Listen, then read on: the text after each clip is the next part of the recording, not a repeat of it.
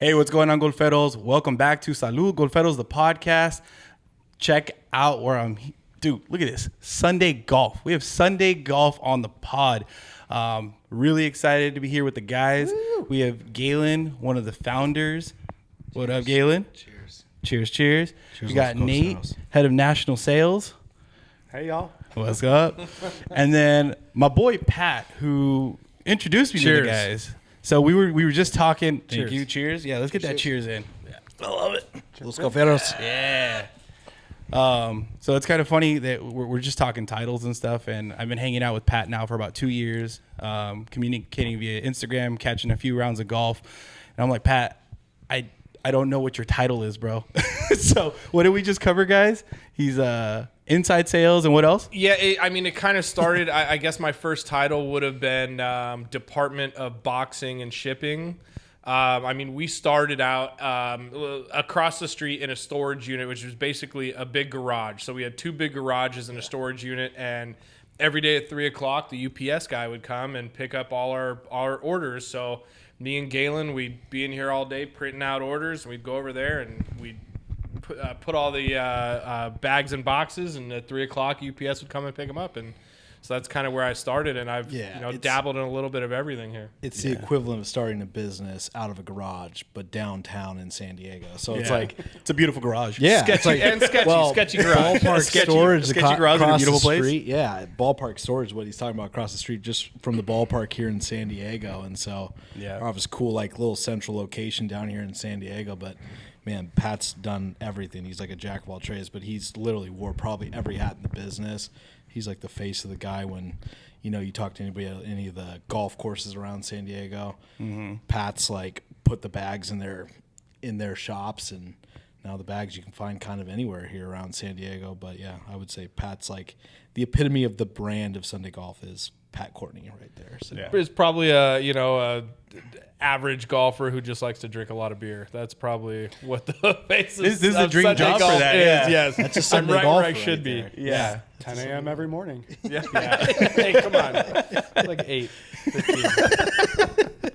Can't even blame golf on it. Like, No. I just got up late. Yeah, just kidding. Yeah, I stayed up late working. Yeah, obviously. No, yeah, for sure. I mean, we're here after hours doing the pod, so you guys are always hustling and grinding. But no, that's awesome, bro. And I gotta cheers to you and thank you because man, you kind of used the term what was it? Guerrilla marketing, boots on the ground, going and just getting to meet people. And that's really one of the reasons that I love your guys' brand. Because you guys, we like to think that we're a brand of the people as far as what we do, and I think you guys are too. Like, you guys are just normal guys, but you guys have a great business. Yeah, it's kind of interesting. Even the first course that we got into to sell was called the Loma Club, and it's a little mom and pop's place owned golf course out here. For the people that don't know, I think it's $18 for a round of golf, and nice. They sell over like 300 bags a year of our bags through their golf course. No way.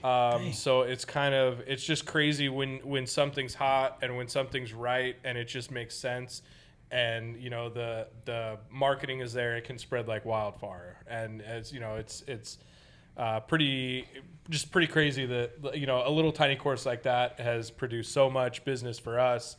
And that's kind of where we started. And, it's kind of an interesting story how Galen even just started doing it, Yeah. Just kind of going there, him and Ronan, one of the other founders, just basically going there, sitting there every day and trying to push the Loma bags. And now that even that one course has added a pro shop there, and they've expanded so much. And I don't want to say we've had a part of that, but we did have a little bit of a lift in there, and everything that they do as well. So yeah, 100%. And actually, that leads perfectly to my first question for you, Galen, is what inspired the brand? Like, what was that original idea?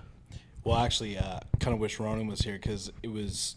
So Ronan's worked in the golf industry, and he's the CEO of Sunday Golf, and he's been in bag manufacture for well over a decade. Where, he's been in the factories from that level, making golf bags. So he's like an expert in golf bag manufacturing and been making bags for all kinds of companies, especially around San Diego. I won't name them, but there's like a lot of big companies here in San Diego, and so he's been in all the meetings with all those companies, and he really saw an opportunity because the factory like invented this top piece that you see like in these bags here. And the first bag we started with was a six club bag. We call it the Loma now. When we first started with, it was a pitch and putt bag. Okay. And it was like that was what inspired, because it was, there was other companies making similar bags, but nobody had really put the time and effort and thought into making it like a really cool thing. We just thought, shoot, you could make this great. So it has every feature of like a full size bag.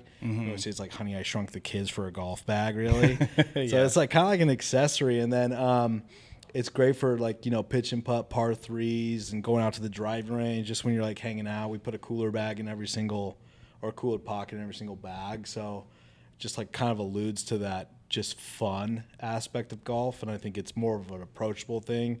So whether you're just starting out with golf or you've been golfing for years and you want to go practice or do anything like that, it's been great for all of those different aspects. And then we named it after, funny enough, what you were just talking about, the Loma Club here in San Diego, which is the pitch and putt par 3. The furthest hole there is 150 yards.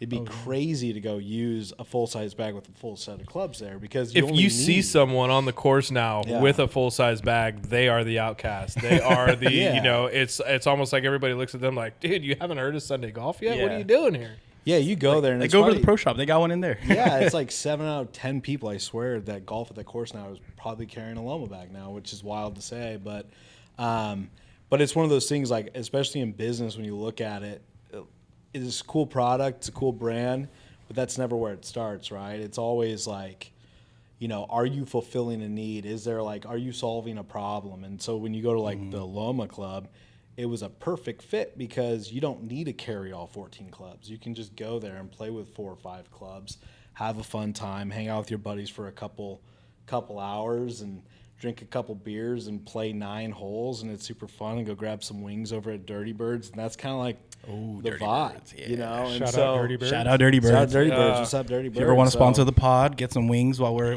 talking. Dirty Birds. I'm not against that. But that's what it was. That was like kind of the vibe. We definitely saw a niche, and we thought it could do well, and sure enough, and now it's become like the number 1 bag in that category, throughout all the USA now. So that's crazy to say too. If you would ask me 4 years ago, would I think that would happen? Like, wow, that'd be certainly cool if it did, but there was never any kind of expectations like that. So, yeah.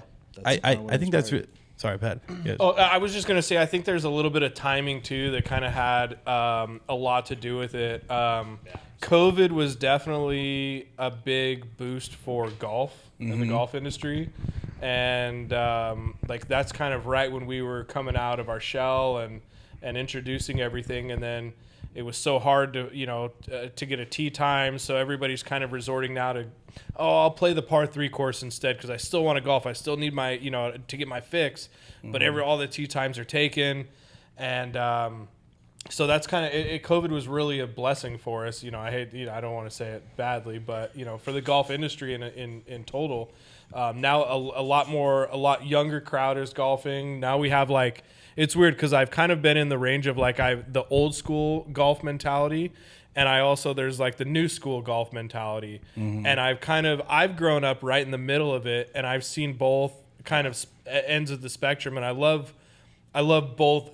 Both have great qualities. Hey, it's a gentleman's game. Be quiet. Wear pants. This that. To the other side of like, the hole in one at the Waste Management where everybody's throwing beers on the green and everything, and golfers are running around with their shirt off.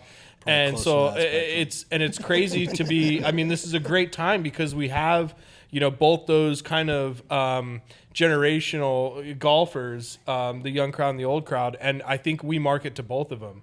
100%. We find a niche for the old guys. Just, hey man, take a few. You've been golfing your whole life. You don't need all your clubs. You know exactly how far you're going to hit all these. And to the new guy who's just, maybe you're just learning golf and you don't need to, all these clubs. Hey, take it easy. Let's, take 3 or 4 clubs and learn those and then progress your game. So. Yeah. That's so true. Like, I've gone to golf courses and I see a guy walk up with like a full-size bag, but he's been playing for so long. He'll just like, I brought the driver, I brought a 7, a wedge, and a putter. I was like, well, bro, you need a Loma bag then, because like you don't need to be carrying that whole heavy bag. But kind of going back a little bit to what you were talking about, Galen, as far as finding that niche, I think that just speaks to the impressiveness of the company.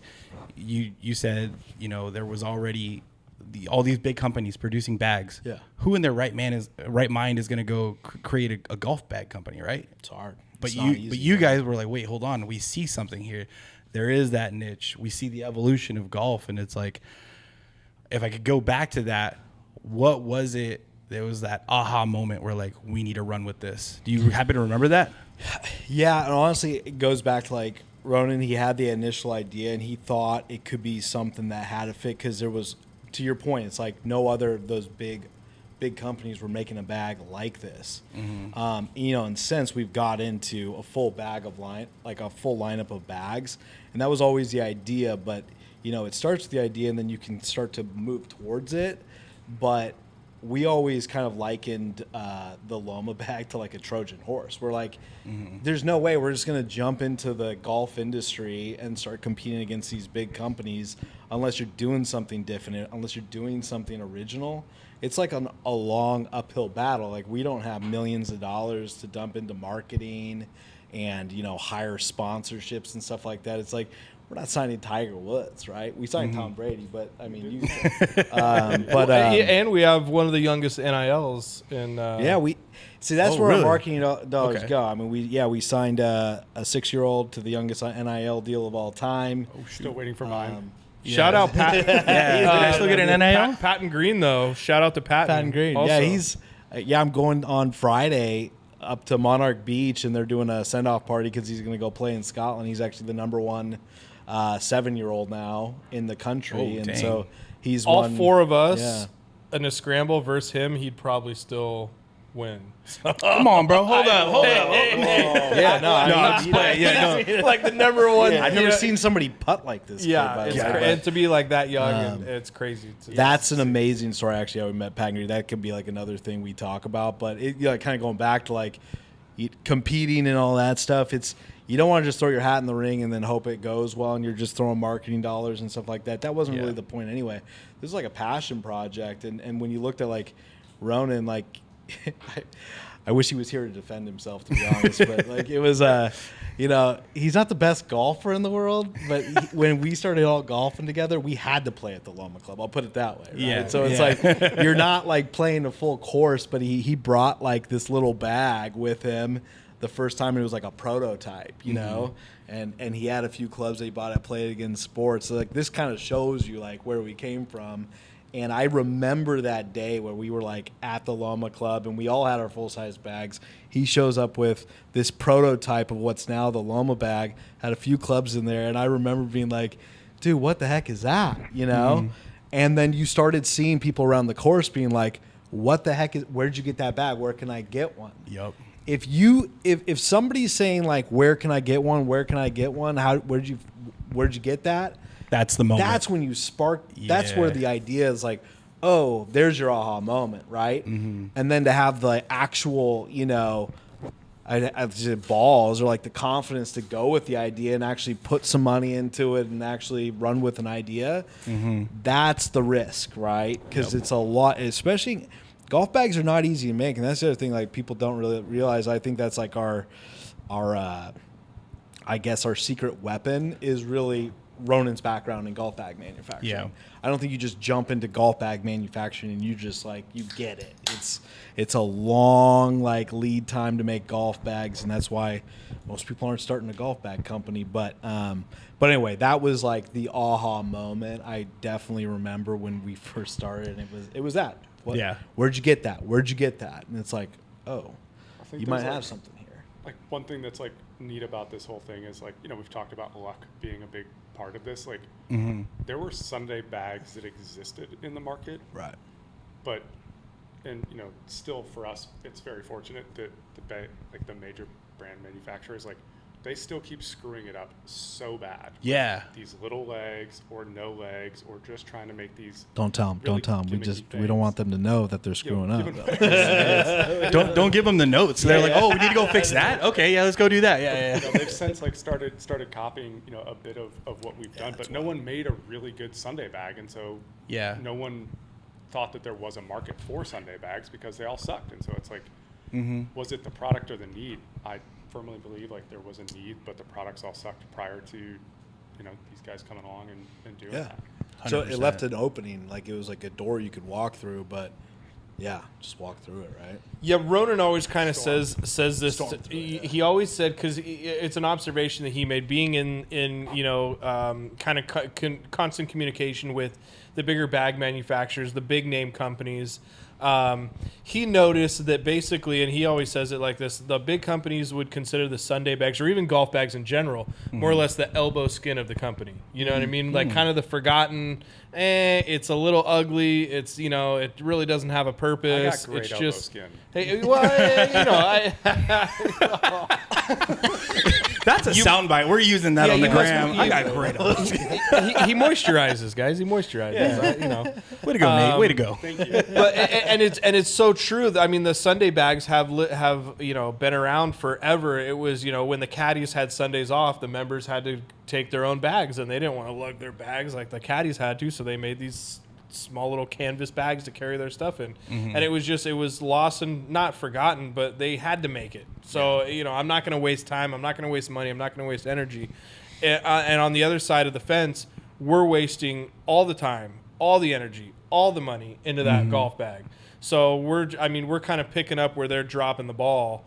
And now you see a lot of giant companies, and you kind of go talk around and you talk to the pro shops and the big retailers, and they go, hey, the big name brand bags aren't selling anymore. Everybody wants the kind of the little name brands that, maybe they've got a mixed bag. I've got a Callaway driver. I've got Cobra irons. I've got Cleveland wedges. I've got a Scotty Cameron putter. So what am I going to do with a TaylorMade bag? You know what I mean? So it's all these smaller brands have an opportunity to capitalize, and we made one. Our main focus was kind of, hey, when you only need a few clubs, and that's where we started. And if we perfected that, that's just going on to the next bag and the next bag and the next bag. And so we're putting in the effort that the other companies are kind of, neglecting. Yeah. And you make a really good point there. Like you kind of talked about how old golf versus new golf, kind of breaking some of the traditions, but still keeping some. And I think one of the oldest traditions that is starting to get broken is the mixed bag sets, right? So like for me, I rock TaylorMade clubs from the woods all the way down to my putter. But recently, I was golfing with a buddy. He has some Callaway jaws, and I was like, bro, I love these wedges. I replaced the wedges. I went into that. And like you said, what am I doing with the TaylorMade bag now? No, no disrespect to them, but it's like, I feel like back in the day, your bag just yelled, what do I have in the bag? Yeah. And it's no longer that. Now it's the new age of golf where it's like, no, I got a Sunday bag. Come check out what I got in here, that kind of deal. So, or even your clubs kind of defined you as a person. I always wanted to be the guy that rolled up to the club with my Mizuno blades. You know what I mean? And because every time I walk past a golf bag and I see some really nice Mizuno blades, I go, man, that guy must be a scratch golfer. You know what I mean? Yeah. So I want that scratch golfer.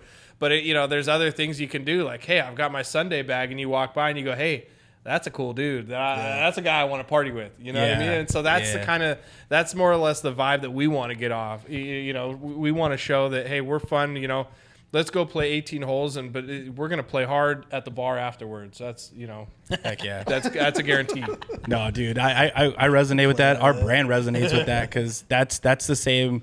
That's the same mentality we take with our towels. So our Sarape golf towels is meant to be kind of that banner to our people or to whoever shows up to the golf course. Like, cool, they're invited to the carne asada, so to speak. Because we want to promote to Mexican Americans, Mexican golfers, but at the same time, it's like if Pat's rocking a Sarape golf towel, it's like he's cool, he's okay, like letting whoever they want on the golf course and. I think that's the beauty and the evolution of golf. And honestly, like that's what's fun about this. Like now I'm sitting down having a conversation with you guys about this stuff. So so cheers to that, fellas. The evolution of golf. Yes, everyone finding their niche, man. That's what I'm talking about. Yeah.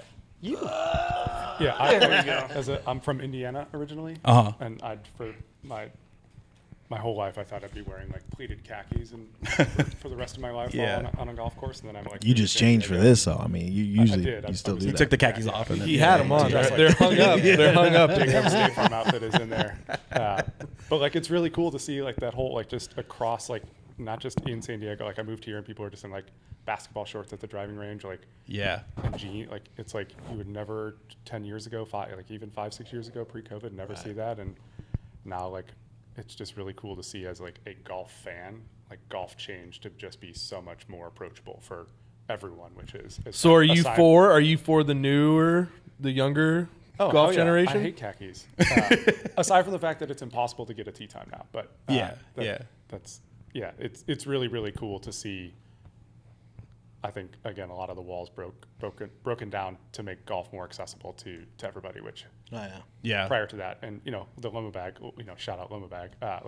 You need six clubs to get started instead of going and investing $2,000 to go play golf anymore. Like it's great for youth golf. It's great for like women in the sport, like the whole thing. It's awesome. So And I mean that's another point that you kind of bring up, just like how expensive things have gotten recently. I mean, that's why we filed for bankruptcy. I mean, some of the most expensive courses around here. They've doubled in price. I mean, Aviara is looking at $300 right now, and it's like holy moly for a round of golf. So that's where the shorter courses kind of come into play. Like, hey man, if I'm going to play 3-4 times a week, I'd much rather pay $18 and go to the Loma Club and still get my golf fix in, as opposed to paying $300 for one round of golf. So plus 18 chances at a hole-in-one instead of 4. Ooh, okay. So normally I would save this question for the end, but I got a buddy, and we get into this argument all the time. If you get a hole-in-one on a par 3 course, are you promoting that? You're like, hey, I have a hole-in-one. As the guy that my only hole-in-one is on a par 3 course. You have to say yes. Okay. Cheers to that, brother. See, I don't have one yet. I've been playing since high school. I started playing 2000. You only have one 2000, hole-in-one? so 24 years. No hole-in-one yet. This guy's a +2 hand guy. Couple eagles. He was just trying to qualify for the U.S. Oh, I won't go into that. But. Yeah. I did not. Oh, man. Apparently +4 doesn't get you in. Oh, gosh. He's by far the best golfer in the office, because we're not all the best golfers. I'll put it that way. So we have to focus on the fun piece. So yeah, always focus on the fun piece, man. So what about you, Galen? Would you promote it out there that you got a hole-in-one if it was on a par 3 course? It's a great question. I kind of go back and forth on it. I would probably say no, just because Nate, his only hole-in-ones on a par 3 course. I'm not going to give you credit for that one. Want to drop him down a peg, Yeah, you still don't have a hole-in-one, basically. Because I want to get a hole-in-one before him. Like, we're competitive here. Yeah. That's awesome. Yeah. It took one stroke to get it in. It's a par 3. Yeah. It doesn't matter that it was an. How long was the hole? 103 yards, pitching wedge. 103 yards. 103. Oh, dang. And you scolded in it? Yeah, I was 12. You were 12? Yeah. Oh, this dude, is even a better story. I don't know. I think that's a hole-in-one then. I mean, you were 12. I got to count it at 12 then. Yeah. I mean, back in high school, there was a little par 3 course, and a guy on our team hit a hole-in-one on like a 90-yard hole, just like putting with his driver. And then I count it. I count you got to be kidding me. Like, you guys are way too hard. I'll count it on a simulator. I'll count it in miniature golf. That's a bold move, Cotton. Count it on a simulator? Yeah. Man. You better believe it. I'll take it wherever I can. We've seen one hole-in-one on our sim. It was like 141 yards. Remember Alex hit that? Yeah, one of our guys hit a hole-in-one at Pebble Beach, too. But, and I'm like, I feel like I was there that day. Yeah. I mean, I was there that day, pretty but not exciting, there actually. that day. I'd never seen one even on that you were at Pebble. We were at Pebble. You were at Pebble, yeah. We got to draw the line somewhere, guys. Yeah. We're just giving away hole-in-ones at this point. I think you got to put just like an age limit on it then. If it was 12, I'm like, all right, you're not allowed to get hole-in-ones pre-six. after you're 12. No, I'm just saying, like pre-16, you could get the hole in one on a par 3, but like I think maybe after 16, I don't know what the age is, but after 16, I'm going to hold you to a different standard. Is you know it what I'm saying? by course or by yardage? So like, I don't know, because like No, 103, see, I you're can't never do by gonna see yardage. 103-yard hole like on a full length court. I mean, you're gonna how long say is, there's this. 17 at Sawgrass is like 117 yards. I knew this was gonna happen. All right. Sub 100, maybe sub 100. Sub 100 is the line, maybe. I mean, 100 yards. See, I'm gonna count it no matter what. Yeah, but yeah, like a pitch and putt. You get what's the shortest hole at Loma? I think it's 60-ish yards. Yeah, that like number 3 is like 60. 52. All right, so number 1, 52 yards. 52 yards. You Does drain that that. Does that count? That's actually Oh, probably you one of better the believe hardest. it. I'm going crazy. Are That's a you tough not going to distance make for me me. buy a beer for you? Let me ask you that. If I hit that hole in one, am I buying you a beer? A drink? If you count, I mean, it, I'll always absolutely. take the free beer. Yes. Well, if we don't count, I mean, yeah, I was like, I'm gonna. Okay, here's what's gonna happen is that I'm gonna like, yo, Pat, hole in one, ace, baby, take my free beer, debate. and then the next day I'm talking shit. I'm like, hey man, Yeah. Pat's over here trying to claim a hole in one on 50. Yeah. Can I, why is it that when you make a hole in one, you have to buy everybody? I was just about to ask that. Yeah. I've never understood Pat that. knows Because you're on top of the world at that point. Adrenaline's pumping. You're not thinking about what's in your bank account at that point. That's like You're not thinking of the overdue credit card bill that's hounding down you. Every You're morning. not thinking you of bought that, everybody around a beer the when you were birthday 12, present right? you missed I to buy did. your girlfriend. You're thinking about that hole in one you just made. Nobody says no to anything when you just hit a hole in one. That is true. When you're running on that high, you're like, bro, swipe the card. Do what we got to do. You got Yeah. a party. Yeah, I how agree. they get you. I agree. Dude, when you say party, like what they do in Japan, Yeah, you got to get the insurance. Have you seen that, Nate? I've heard of this. Okay, so I was watching EAL on YouTube, and he went to Japan, and he was talking about how you can get ACE insurance, and basically it's because Anytime you play golf, or like It's at a your cultural club, thing, or right? like- It's like yeah, it's a cultural thing. what is it? It's like you owe like it. There's like it's like a You have to throw a rule. party. Yeah, you have to throw a party. Yeah. It's not just buy a round of beer. It's like you throw a party, and like I think the smallest plan, I may be wrong, but it's like 10 G's. Yeah, 10 G's to throw a party. So you're paying, I don't know, like your car insurance, you pay that a month. And if you hit an ace, they fork over the cash so you can throw over like a $10,000 party for your ace. Man, that's just like don't be too good at golf, I guess. Yeah, like, But also, I feel like culturally over in Japan, golf is a little different. It's more of a upper class kind of sport. I could be wrong about that, but I thought it's changing nowadays just because everything in the younger generations. But I always kind of thought it was more of a upper class. yeah. Is that only for local? Like if I go over there and like I play, If you go over there, you're on the hook for a party. From what I understand, from what I've seen. It's like No, it's like a real. It's like a real rule. It's not even like. I don't think you can even get out of it. I feel like it's almost like law. Yeah. I've heard martial this. law. I don't know where I see? saw this. It Yeah, was it's like a real thing. Okay, looks like I'm not playing golf in Japan. I can't Well, afford it. I'm playing golf in Japan if I ever get over there, but I'm gonna go aim for the water or something on a par Will 3. you buy insurance?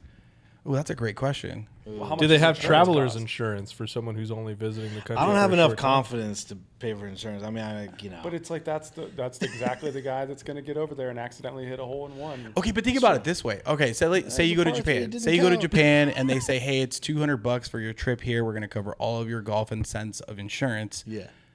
I mean, I think I'd pay $200 for a visitor's like claim, I already know it. I'd opt out on it, but I'd probably get a hole in one.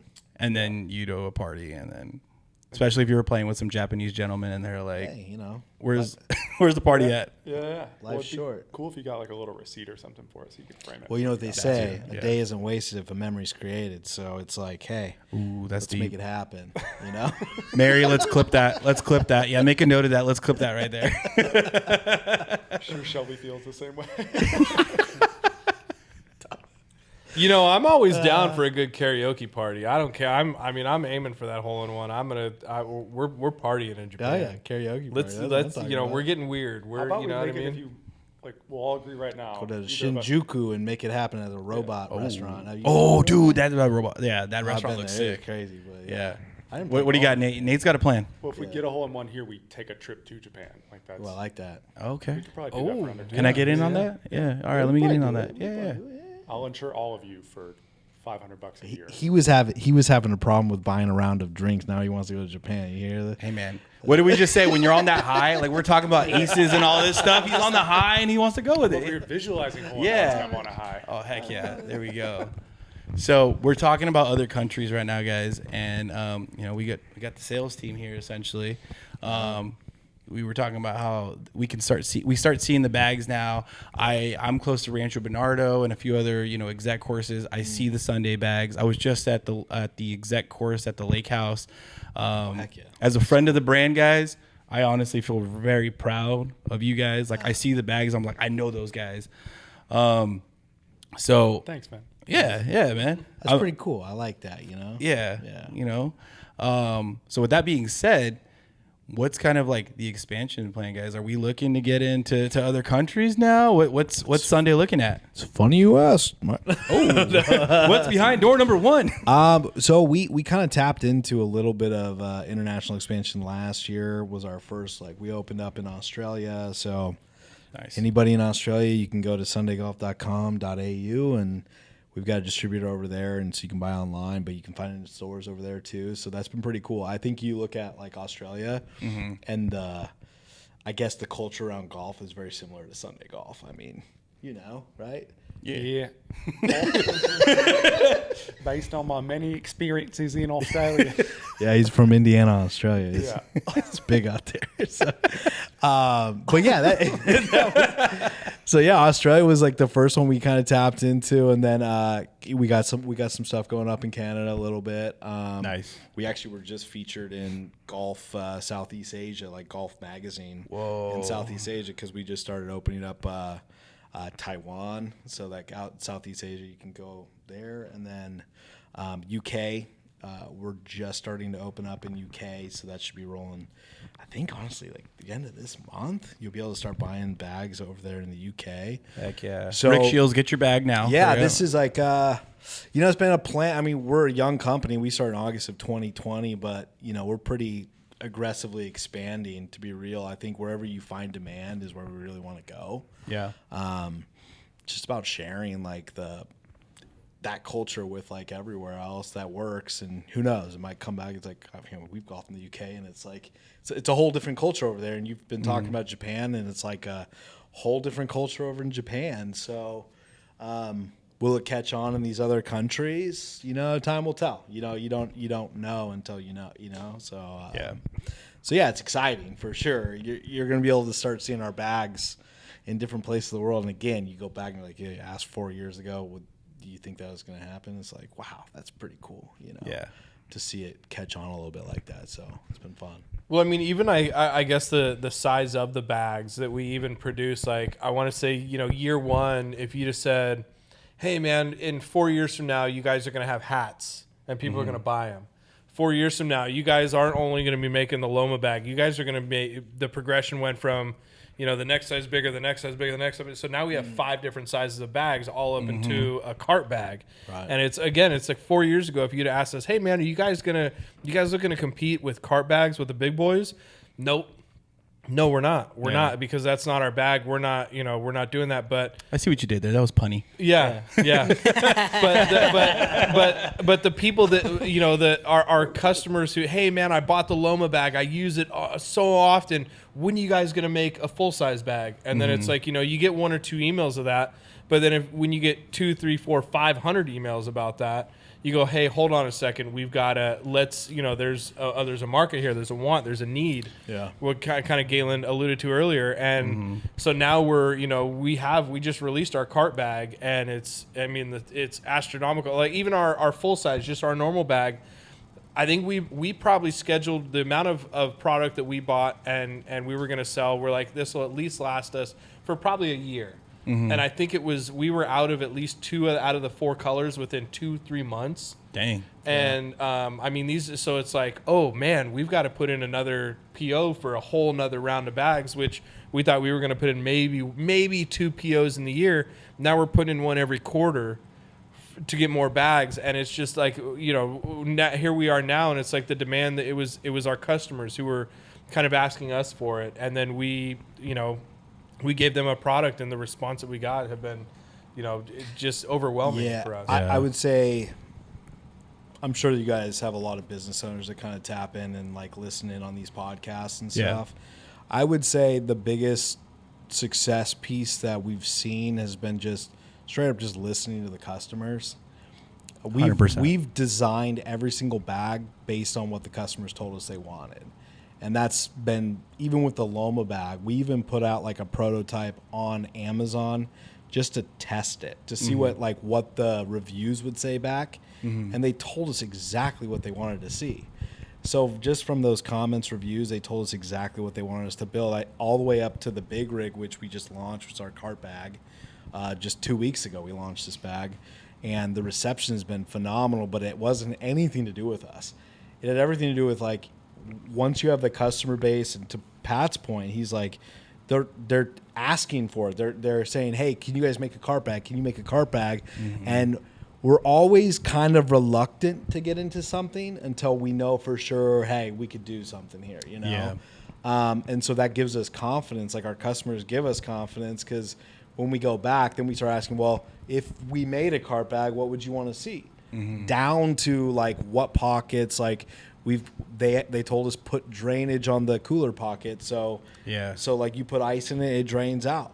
If you want to, on the apparel pocket, people are like, you know, if it could ventilate, so when I have a wet jacket or shoes in there, then it doesn't get stinky or mildewy and all that stuff.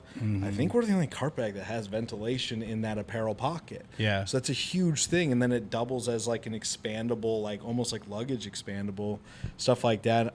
I'm just saying all that just to be like, they told us exactly what to build, you know? We had a Reddit post went viral with like over 2,000 plus comments. No way. Because people care about the stuff that they're, especially in golf more than probably any industry that I've ever seen. They're so particular about like what they use, and so they use their cart bag over and over again. They're like, yeah, if you put the cooler bag on the side like this other bag, it'll tip over. Put it right in the middle, balance it out, make the gravity work for you, and you're like, bingo. Okay. I'm always running into that problem. Well, there you go. I'm like, bro, I'm like halfway through the round, my bag's like at a 45-degree angle falling off the cart. I'm like, I gotta like put it back. You got to put more beers in on one side or drink a whole bunch out of the other side. Exactly. So make up your mind already. If we listened to us, I mean, we probably wouldn't even be making golf bags, to be honest. Like, really, what are we making here, you know? So it's like the customer, you know, they've been just amazing, and just like the following of Sunday Golf and like our Facebook group, and they're just so, I don't know, they participate so well. I mean, we even did you know, there's 900 owners of Sunday Golf now, because we did a crowdfunding where we're like, hey, do you want to own a piece of the company? Because that's ambassadors for us. You know, if somebody walks out, like you said, you know, you're like, I have pride in Sunday Golf because I know the guys in Sunday Golf. That's super cool, you know? And it's like, when somebody can say, hey, I own a piece of Sunday Golf, when they're out on the golf course carrying a Sunday Golf bag, they're like, that's a cool bag. And they're like, yeah, I'm an owner of the company. It's pretty cool. You know? That's and dope. so people have that kind of pride to it. And that's what we want. We want people to feel like they're a part of it with us. It's not like, this isn't our company. You know, this Sunday Golf is for everybody, and that's what's so cool about it. It's like, we're not like, hey, you got to be this kind of golfer and shoot under 80 or whatever. It's like, nah, we're like the 99% of golfers. That's like who we are. Like, most companies are aspirational. They'll tell you like, we can make you better at golf. I'm certainly never going to tell you we're going to make you better at golf, but we can certainly help you have more fun golfing. You know? And you're gonna look cooler. The bags look sick. Like, that's the one thing. Oh, here he is. Oh, the man he makes an appearance himself. Yeah, man. Hi, guys. Why don't you just introduce yourself? Just give us a quick Mr. 1 minute about who you are. One of our founder CEO here. Ronan, I'm the co-founder of Sunday Golf. What's your story? Yeah. Drops the mic, and I'm out. No, What was your is cool. experience kind of getting into starting it? You want to take my seat? No, I'm good. Experience starting it. Well, Ralph had a great question. When was your aha moment of the bag? When was the aha moment? Don't get it wrong. That's a good question. I think when we went to the par 3, the Loma Club. There we go. And there was like 2 or 3 groups that asked us about like, where'd you get the bag? You know, and it's uncommon for other golf groups to walk over to you and ask questions like that. I guess if it's people in your group, you know, they'll ask you, hey, where'd you get that hat or the polo or whatever. But the fact that like 2 or 3 other groups came by and asked, that was kind of like what set it off. Yeah. That's awesome. Yeah. And I wanted to piggyback off of you when you said that, but that like for us too, like our towels, kind of how I said, it's like that banner, people see the towel.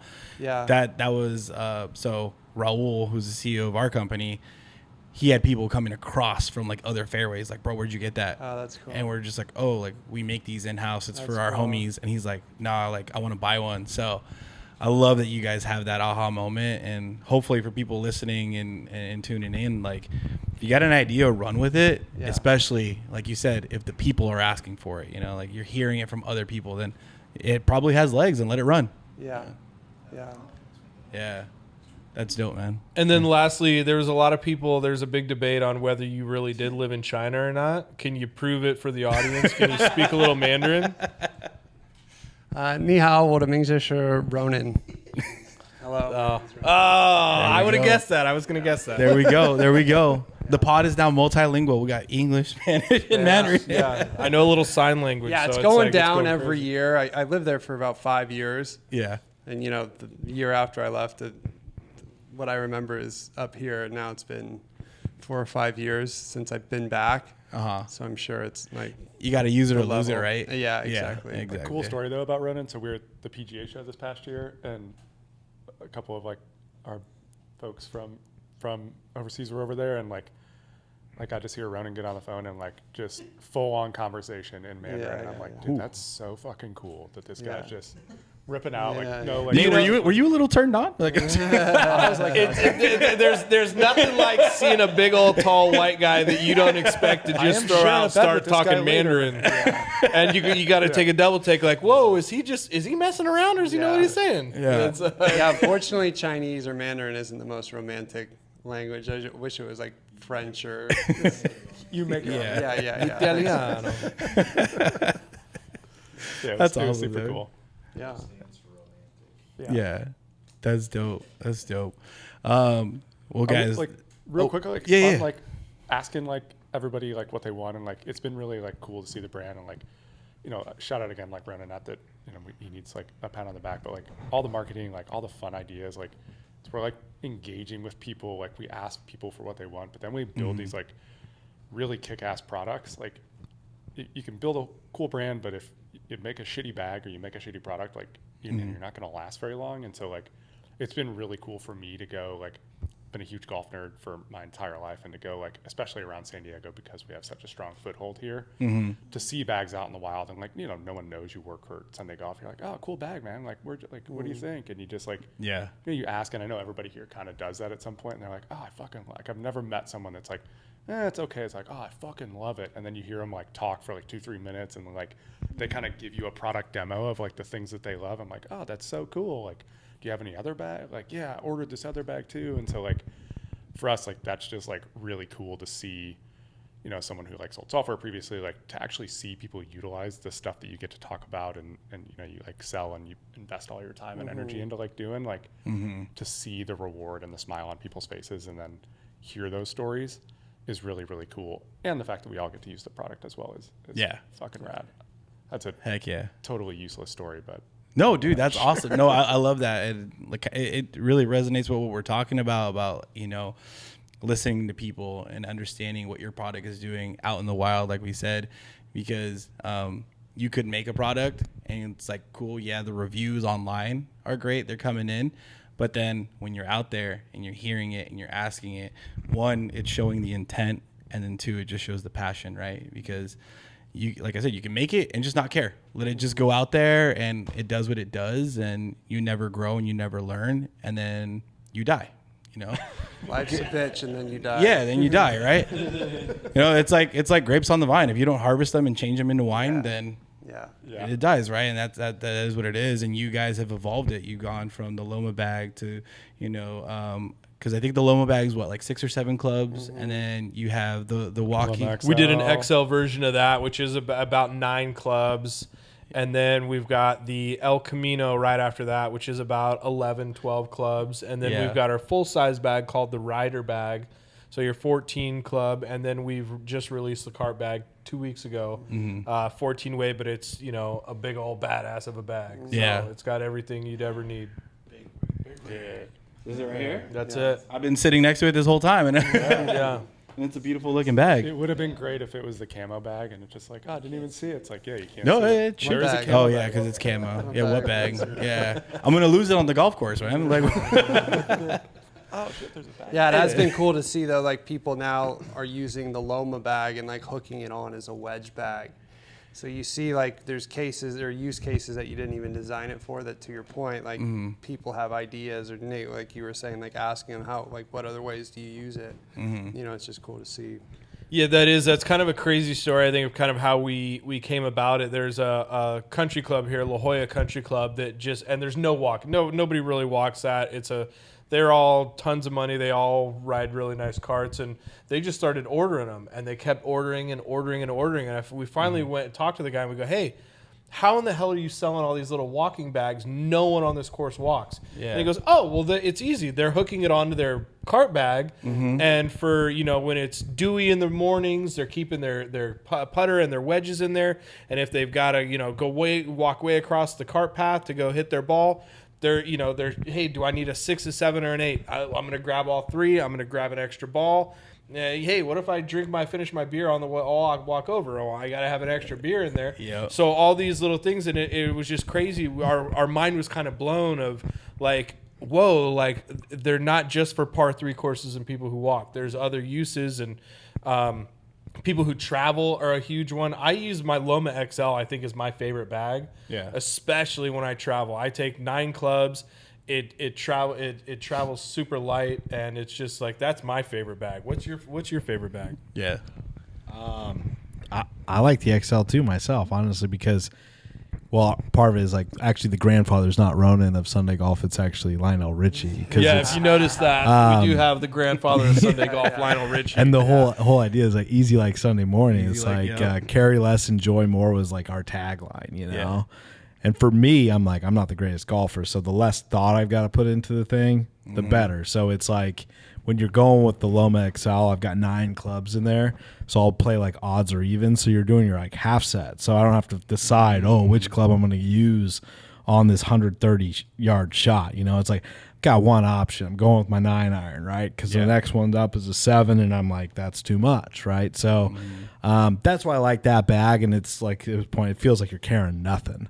So makes it easier, less clubs, less thought. So that's why that's my favorite bag. Yeah. Ronan?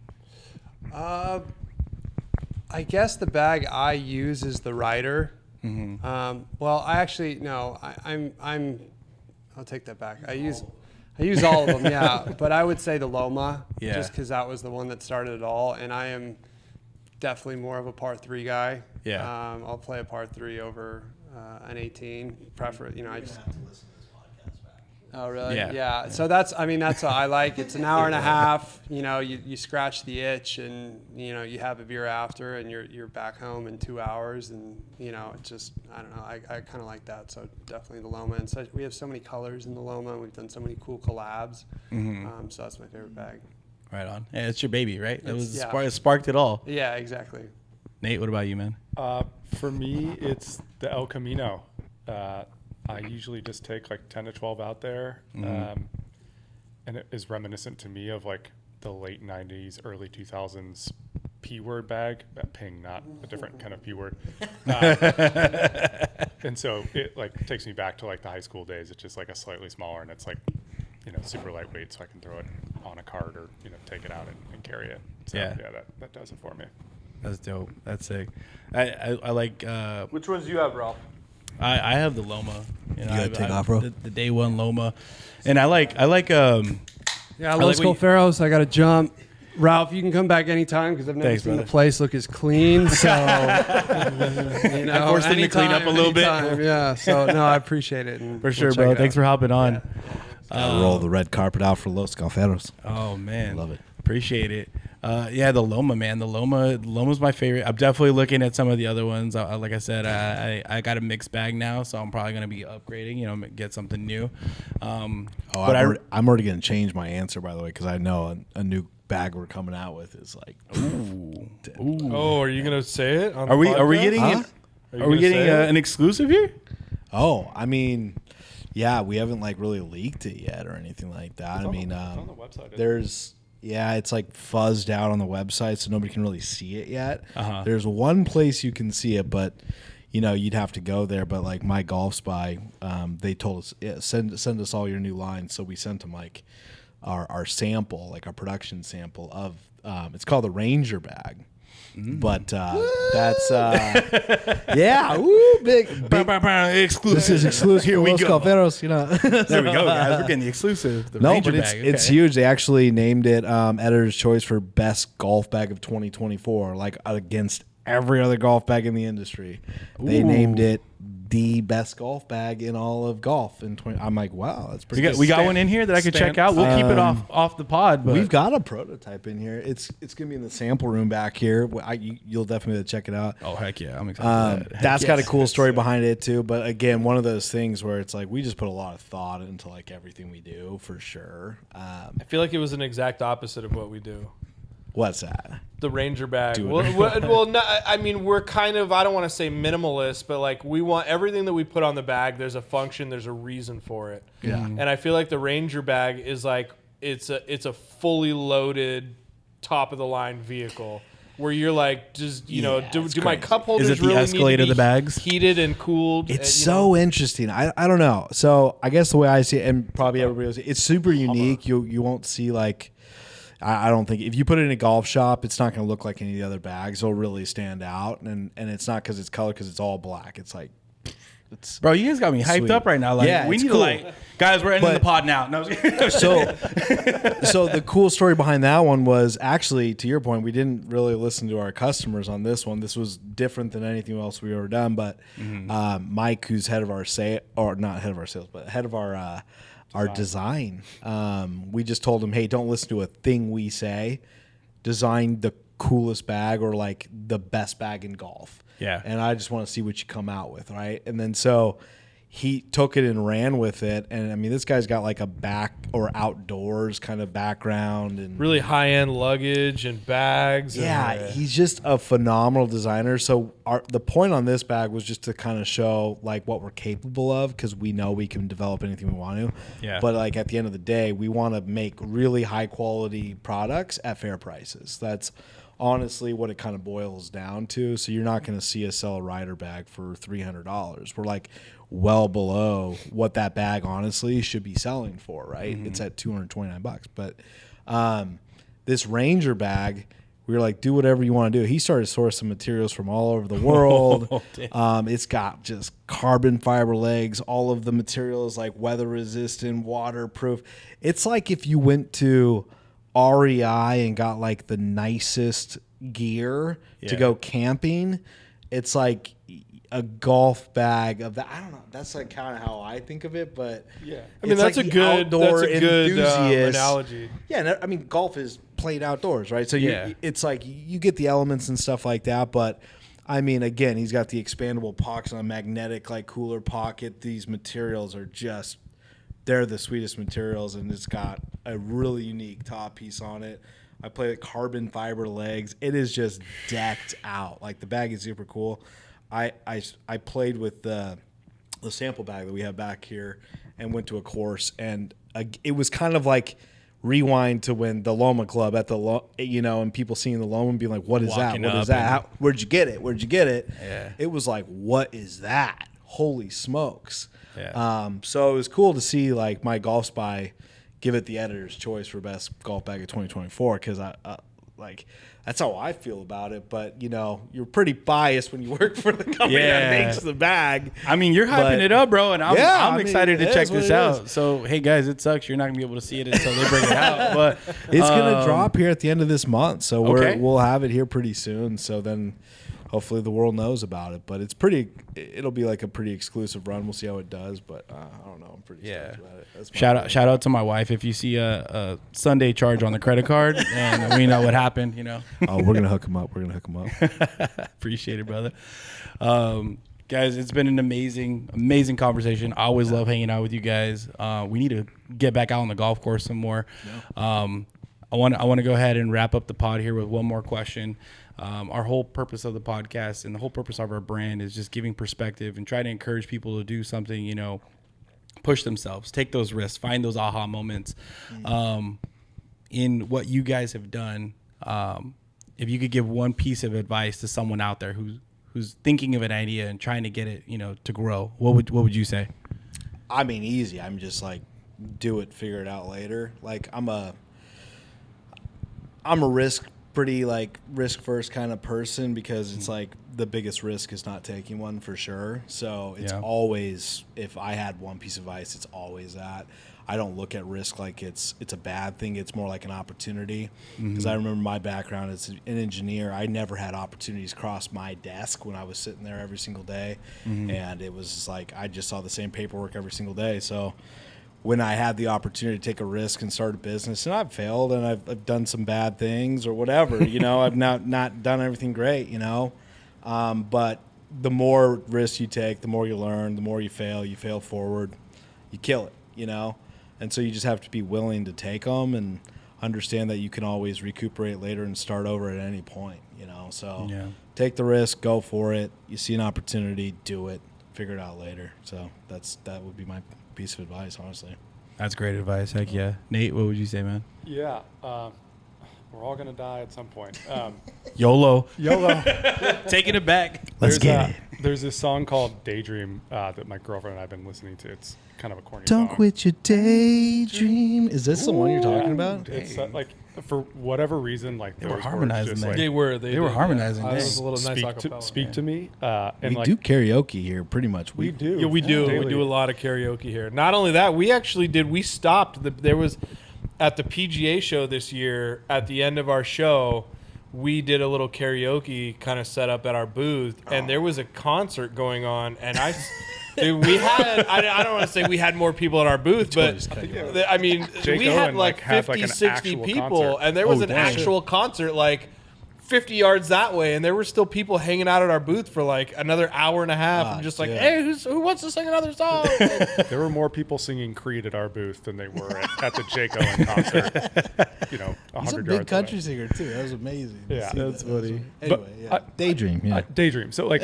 I think a big part of it is like at some point you like get into like an age, and maybe it's when you're ineligible for hole-in-ones and par threes, maybe around that same age. But you stop dreaming, and like for whatever reason, like fear like grips you, and you just like for the rest of your life are like the only thing you think about is the reasons not to do something. Mm-hmm. And anytime you ask somebody about something, it's like, oh, like you shouldn't do that. Like there's so many people that are scared shitless, and all the advice you get is from those people. Like, don't be so scared of failure that you fail to start. That's like, huge. Just go fucking do it. Like, you're gonna learn so much from just doing it that it, like, if it doesn't work the first time, that's okay, or the second or the third or fourth. Like, you'll gain you're something. not like you're not failing. You're like falling forward is like the way that I would think about it. And like, don't listen to people that are gonna tell you not to do it, because there's a million of them that are too scared to do it themselves. So.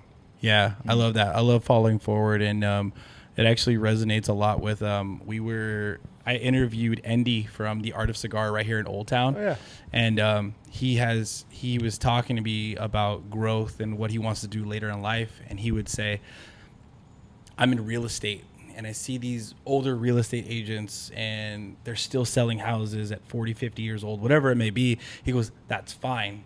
I don't disrespect that." He goes, "But I don't want that life. I love cigars. I see cigar shop owners living a different life, playing golf out on the golf course. So, yeah, is it more lucrative to go do the real estate thing? But am I going to be happy in life? No. I mean, he still does real estate because he wants to pair the two, but he's like, but I also want that life. So like you said, go take that risk, go do that, even though in some people's minds it may not be as lucrative, or maybe he doesn't have that set game plan. So I love that. Dude, you kind of alluded to this too. It was like my favorite quote is like, it's from Think and Grow Rich by Napoleon Hill. If you ever read that book, read it. If you haven't read it, definitely read it. Okay.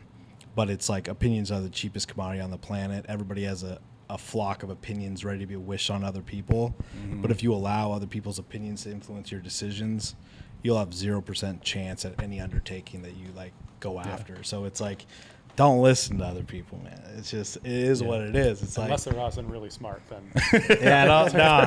Don't even listen to anybody else. The Sunday Golf TED Talk, come listen to him. No. But that's truth. I mean, like I live by that, like, you know. Yeah. So anyway, but.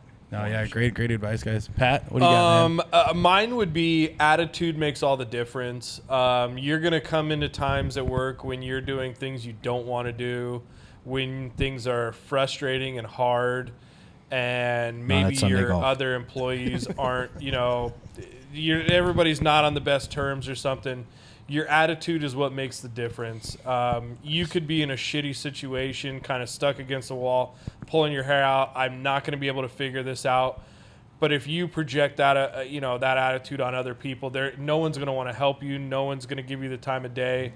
And also, it's just going to hurt yourself. We're all going to fail. We're all going to be in tough spots, and it's all about the attitude that you come out of that with, or you have during those times. Heck yeah. Great stuff, guys. I appreciate the advice, guys. Well, guys, it's been an amazing conversation. Like I said, thank you guys so much for having us here. We had one more. What was the ideal round, right? What's your ideal golf round? Let's do that one real quick before we... So, Pat, you remembered the question. So I remembered the question. So I'm going to take this one, and I'm going to do...